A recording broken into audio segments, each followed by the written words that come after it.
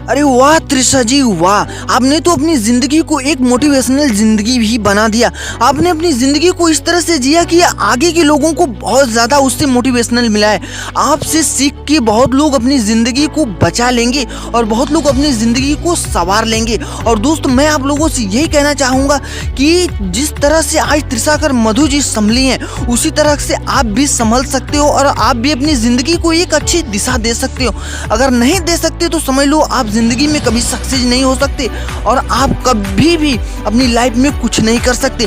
जिस तरह से त्रिशाकर मधु जी की जिंदगी में इतने कष्ट इतने दुख आने के बाद भी वो कभी पीछे नहीं हटी, वो अपने प्रयासों को लगातार चलती रही और वो अपने आज सक्सेस पे पहुंच गई हैं। और दोस्त आज उन पे कोई कमेंट उठाने वाला नहीं है कि यार तुमने गलत किया और क्या सही किया।